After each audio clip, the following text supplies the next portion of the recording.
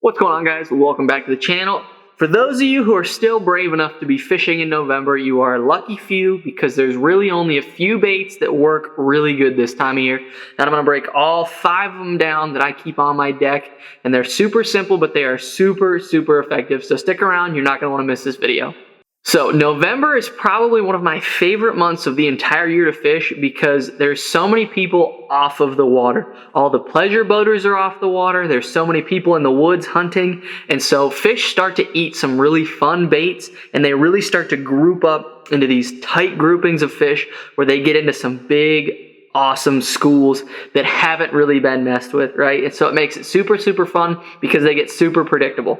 So the first bait that I want to talk about is one that is frowned upon by the majority of fishing industries, and that is the Alabama rig. So right now I have one in the box. I'll have some B-roll mixed in right here where I actually have some of my favorites. I love the Hog Farmer, and I do enjoy the 6th Sense Divine A-rig, and then I also love a Umbrella. But the fun part about an A-rig is you can actually still wind a bait and get some amazing reactions to that bait. It looks like a school of bait fish coming through. You can throw it on offshore ledges, you can throw it on humps, you can throw it on bluff walls, you can throw it on points, and it just elicits some strikes from fish that honestly would probably eat nothing else but that A-rig. And for those of you guys that have thrown it, you know exactly what I'm talking about. The drawing power that that bait has, those fish will come from just seems like miles away to eat that bait. But you have to have the right conditions for it, right? It's like everything else. You have to understand when to throw it. So I'm looking for overcast conditions, a little bit of rain maybe, first thing in the morning, evening, or in some deeper water, a little bit of wind. Those are the conditions that I'm looking for it. And don't be afraid to throw an A-rig up shallow too. I have a few lakes around my house that those fish really just live shallow on, and I will rig a weedless A-rig with some belly-weighted hooks and throw that puppy shallow because the drawing power is still there even on those shallow fish. So that's my #1 go-to bait this time of year. It's an Alabama rig, hands down. I'll have the gear that I throw it on and everything linked down below, but I'm trying to keep this video a little bit shorter so that way you guys can get through it faster and get out there on the water. So, second bait that I want to talk about is going to be a variety of swim baits, whether it be bigger swim baits like a mag draft, or like a 6th Sense whale, or all the way down to your high-tech finesse swim baits, depending on your fishery. If you're on a spotted bass lake, you're probably going to want to go more finesse, for smallmouth. But if you're on a largemouth fishery, you can start to upsize it to some bigger swim baits. But it's just a presentation because this time of year, water cleans up, right? As that water gets cold, grass dies off, algae dies off, water cleans up. So you get that cleaner water, and those fish are chasing bait. It's all about bait fish in the fall. That's why I talked about the Alabama rig first. Those fish are doing everything they can to chase bait, and so swim bait is going to be on the deck and is going to be my #1 go-to moving bait other than an A-rig. So if you're fishing a tournament, swim bait's amazing right now. You can cover all kinds of water, cover all kinds of depth, be super versatile with it, and still catch a ton of fish. That also pairs really good with the next bait, which is going to be jerkbait. I have a couple that I throw. I throw the 6th Sense Provoke, as you guys know, but then that Megabass Vision 110 is just an unbeatable jerkbait, and it catches fish no matter where you are.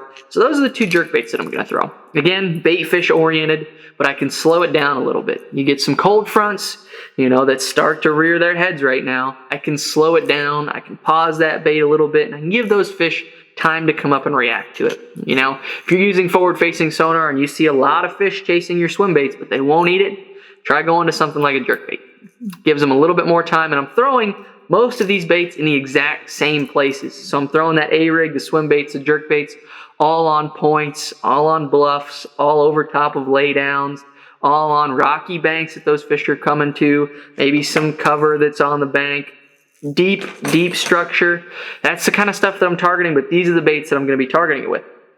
One of the other cool moving baits that I like this time of year that's kind of underrated is going to be spinner baits. So I have a few here that I like, and this is for those of you guys that live on dirtier water fisheries. I understand we're not all on clear water fisheries, but spinner baits, man, it's still about that bait. But you'll notice that I have one in here that just has a big Colorado blade. This is for you big largemouth guys. This is for you river largemouth. Those of you guys that still like to fish shallow in the wintertime, you can slow it down. Utilize the thump that hubcap puts off and fish around laydowns, because spinnerbaits work great through laydowns, right? So you can crawl that spinnerbait through there without getting it hung up. If you're fishing, you know, rivers right now, rivers are on fire right now, and a spinnerbait absolutely draws some huge bites. I also have some of those big coleslaw colored spinnerbaits that I love this time of year when that water gets dirty. You know, if you get a warming trend, those fish will pull back up into those pockets, chase that warmer water. Spinnerbait absolutely catches them. But if you're going down the bank on Lake Pickwick right now, or on the Tennessee River, Gunnersville, man, spinnerbait, I'm gonna have it on deck because it gets bigger bites just like a chatterbait does, stays relatively weedless, stays out of the wood and whatnot, and I can cover shallow water efficiently with it. So it's a must-have for me. The last bait that I want to talk about is going to be a jig. You gotta have it. It's the one bait that I'm talking about that's not bait fish oriented. It just does a great job at getting big bites this time of year, whether you live all the way up north or whether you live all the way down south. It's a bait that you can put on your deck, get 5 to 10 bites a day, and get the right 5 to 10 bites. So I can put that on my deck, slow it down. I'm going to go to flatter style trailers on this. You can see I have a palmetto bug cut down on here, or a Yamamoto double tail grub on this Bass Patrol Finesse football jig. And so I have two styles. I like a big flipping jig, or I like a finesse football jig. But I like those flatter style trailers because I can cover water slower with it. If I have some key areas that it's been cold and the fish aren't reacting really well, they will absolutely eat a jig this time of year. So that's one of the last baits that I keep on deck. But thank you guys so much for watching. God bless. I hope y'all take care. If you liked today's video, hit that subscribe button to follow on with the content. But thanks for watching.